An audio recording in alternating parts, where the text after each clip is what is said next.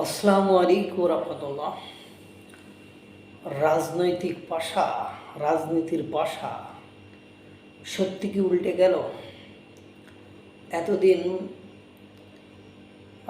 মহামান্য রাষ্ট্রপতি শাহাবুদ্দিন চুপ্পু সিপাহি ছিলেন। উনি দীর্ঘ 109 দিন পরে কোনো রাষ্ট্রীয় বক্তব্য দিলেন, রাষ্ট্রীয় অনুষ্ঠানে উপস্থিত হলেন। এর আগে আপনি জানেন ঈদ উল ফিতর, ঈদ উল আজহা এই অনুষ্ঠান হওয়া সত্ত্বেও রাষ্ট্রপতি কোনো মিডিয়ায় দেখা যায়নি, কোনো প্রেস উইং সেখানে উপস্থিত হয়নি। এবং বিভিন্ন সময় আপনারা জানেন রাষ্ট্রপতিকে নিয়ে বিভিন্নজন বিভিন্নভাবে কটূক্তি, অপমানমূলক কথাবার্তা এবং তাকে হটানোর, তাকে সরানোর পরিকল্পনা ফ্রান্স থেকে আসে, বিভিন্ন দেশ থেকে আসে বিভিন্ন সময়। এবং গতকালকেও আপনারা জানেন এনসিপির আহ্বায়ক নাহিদ ইসলাম, সাবেক তথ্য উপদেষ্টা, তিনি বললেন রাজনৈতিক দলগুলো রাষ্ট্রপতিকে সরাইতে ভয় পায়, তাদের রাষ্ট্রপতিকে সরানোর সাহস হয় না। এখনকার আলোচনার বিষয় আমার মূলত এটা নয়। গতকালকে মহামান্য রাষ্ট্রপতি শাহাবুদ্দিন চুপ্পু 50তম রেজিমেন্টের অনুষ্ঠানে উপস্থিত হয়েছিলেন, সেখানে ভাষণ দিয়েছেন, অর্থাৎ বক্তব্য দিয়েছেন।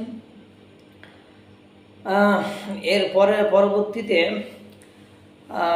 শোনা যাচ্ছে বা প্রেস হয়েছে যে যমুনা ভবন, অর্থাৎ বাংলাদেশের বর্তমান সরকার প্রধান ডক্টর ইউনূস যেখানে থাকেন, সেই যমুনা ভবনে নিরাপত্তা জোরদার করা হয়েছে। আপনারা জানেন 5ই আগস্টকে কেন্দ্র করে বাংলাদেশের অনেক কথাবার্তাই শোনা যাচ্ছে। এর মধ্যে বাংলাদেশ সহ পুরো বিশ্বের লোকের কাছে ডক্টর মোহাম্মদ ইউনূস একটা ইমেজ শূন্য ব্যক্তিতে পরিণত হয়েছে। অর্থাৎ ওনার যে একটা রেসপেক্ট, একটা সম্মান, নাম ডাক, যশ, প্রতিপত্তি, অর্থনীতিবিদ হিসাবে একটা সুনাম ছিল, রাষ্ট্রীয় ক্ষমতায় বসার পরে সেই সুখ্যাতি আপনার কুখ্যাতিতে পরিণত হয়েছে। ইভেন আপনি জানেন ওনার মতো একজন শান্তিতে নোবেল পুরস্কার প্রাপ্ত ব্যক্তি রাষ্ট্রীয় ক্ষমতায় বসার পরে 11টা দেশ সফর করেছেন। কিন্তু দুর্ভাগ্য হলেও সত্য যে একটি দেশের রাষ্ট্রনায়ক, নির্বাচিত সরকার প্রধান, অন্য দেশে সফরে গেলে যে রাষ্ট্রীয় মর্যাদা, যে রাষ্ট্রীয় গার্ড অফ অনারটা পান, নৈশভোজের দাওয়াতটা পান, দুর্ভাগ্য হলো সত্য যে সেইগুলো তার ভাগ্য আকাশে কোনোভাবে জুটেনি। এবং সর্বশেষ সফর ওনার আপনারা জানেন যে আপনার লন্ডন, যুক্তরাজ্য, সেই যুক্তরাজ্য সফরে প্রধানমন্ত্রী কিয়ার স্টারমার তাকে পাত্তাই দেয়নি, তার কোনো কথা শুনেইনি। বরং কিয়ার স্টারমার্কের যে আইন সংস্থা, তারা আরও পরিকল্পনা করেছে বা তারা সিদ্ধান্ত নিয়েছে আইসিসি, অর্থাৎ আন্তর্জাতিক অপরাধ আদালতে ডক্টর মোহাম্মদ ইউনূসের এগেনস্টে মামলা করবেন। এবং আরও আপনার সেদিনও মানুষের কথা আমরা আসলে সত্য মিথ্যা ওটা যাচাই করা সম্ভব হয়নি, কিন্তু যতটুকু জানলাম যে পররাষ্ট্রমন্ত্রী, মার্কিন ডোনাল্ড ট্রাম্পের পররাষ্ট্রমন্ত্রী, তিনি নাকি ডক্টর মোহাম্মদ ইউনূসকে একটু ঝাড়ির উপরে রেখেছেন। পাশাপাশি আপনারা জানেন যে ডোনাল্ড ট্রাম্প আজকে তার শুল্ক 35% করে ফেলেছে, বৃদ্ধি করেছে। অর্থাৎ আগেরটার সাথে 35 যোগ হলে দেখা যায় 50% করেছে, যার কারণে বাংলাদেশের পোশাক শিল্প ধ্বংসের মুখে পড়ার সম্ভাবনা অনেকটাই বেশি হয়ে গিয়েছে। এর কারণে দেখা যায় পোশাক শিল্পের লোকেরা রাস্তায় নেমে আসবে।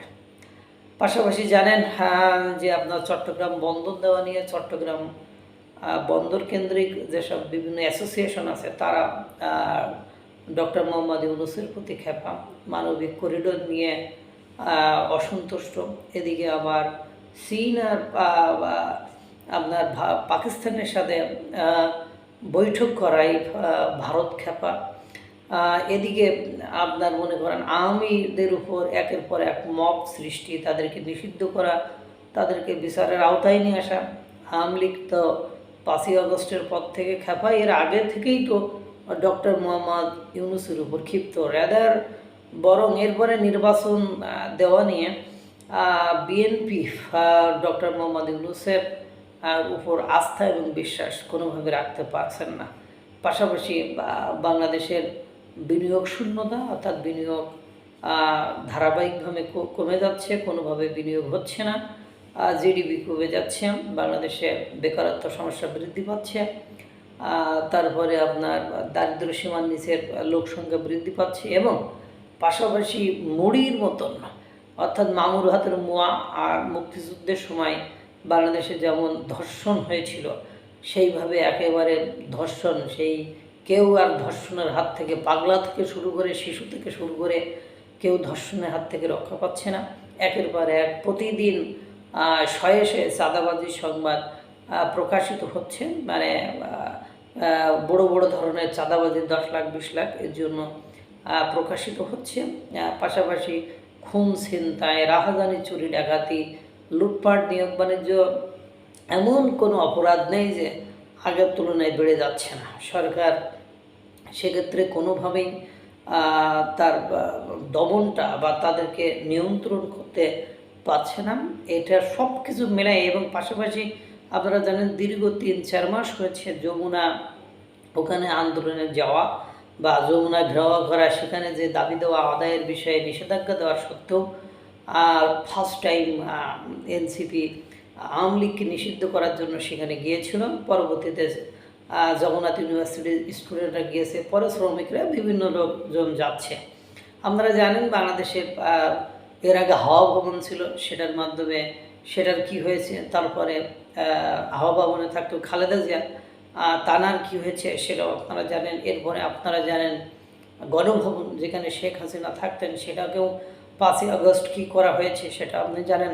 এবার হয়তো বা বাংলাদেশের আমি বিভিন্ন ইস্যুস, মানে যেগুলো সচরাচর ঘটছে সেগুলো আপনাদের সামনে দাঁড় করালাম। সব কিছু মিলায়ে জনগণের মধ্যে একটা জনরোষের সৃষ্টি হয়েছে, চাপা ক্ষোভের, যে ওনার মধ্যে একজন ব্যক্তিত্বকে যে দায়িত্ব দেওয়া হয়েছিল সেটা সাধারণ জনগণের, উনি একটা নির্দিষ্ট মহল বা গোষ্ঠীকে হয়তো বা বেনিফিট দিয়েছেন, সুযোগ সুবিধা দিয়েছেন, কিন্তু সাধারণ জনগণের জন্য উনি দৃশ্যত দেখানোর মতো কোনো সুযোগ সুবিধা ক্রিয়েট করতে পারেননি, না দেশে না বিদেশে।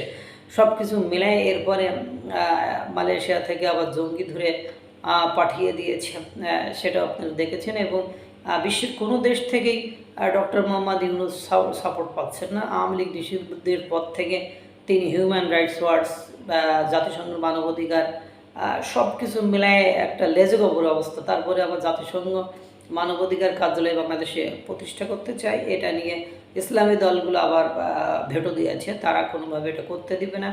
এই সব কিছু মিলায় এমন একটা লেজগোবর অবস্থা হয়ে গিয়েছে, যে কোনো সময় গণভবনের মতো, হাওয়া ভবনের মতো একটা অ্যাটাক আক্রমণ যমুনা ভবনে হতে পারে। সেই দিক বিবেচনায় রেখেই হয়তোবা ডক্টর মোহাম্মদ ইউনূস এই আপনার ডক্টর মোহাম্মদ ইউনূসের নিরাপত্তার সাথে এই নিরাপত্তা ব্যবস্থা জোরদার করা হয়েছে। পাশাপাশি আজকে একজন দেখলাম বলল যে নামকরা ব্যক্তিত্ব আখতারুজ্জামান, বিএনপির, উনি একসময় এমপি ছিলেন, মেজর আখতারুজ্জামান, হ্যাঁ মেবি আখতারুজ্জামান, উনি বলছেন ডিসেম্বরের মধ্যেই নির্বাচন দিয়ে উনি সেফ এক্সিটে যদি না যান তাহলে উনি খুব বিপদগ্রস্ত হয়ে যাবেন। সব কিছু মিলায় রাজনৈতিক যারা বিশ্লেষক আছেন তারা সকলেই ডক্টর মোহাম্মদ ইউনূসের বিহেভিয়ারে ফেড আপ। রুমিন ফারহানা তো বলেননি, তিনি একজন নির্লজ্জ বলে দিয়েছেন। এবং পাশাপাশি সব কিছু মিলে ওনার পক্ষে এখন কথা বলার মতো, ওনাকে সাপোর্ট করার মতো কোনো পক্ষই এখন সেইভাবে দেখা যাচ্ছে না। ওনার পক্ষে সাপোর্ট করার মতো ছিল এনসিপি, কিন্তু এনসিপি ইদানিং তাকে নিয়ে বিভিন্ন উদ্ভট মন্তব্য করেছে এবং তাকে হটানোরও পরিকল্পনা তারাও করে ফেলছে। সব কিছু মিলায় মানে একটা অস্থিতিশীল একটা পরিবেশ পরিস্থিতির সৃষ্টি হয়েছে, যার কারণে হয়তো বা নিরাপত্তা জোরদার করার ব্যবস্থা করেছে। আল্লাহ তাআলা সকলকে ভালো রাখুক, সুস্থ রাখুক। আসসালামু আলাইকুম রহমতুল্লাহ।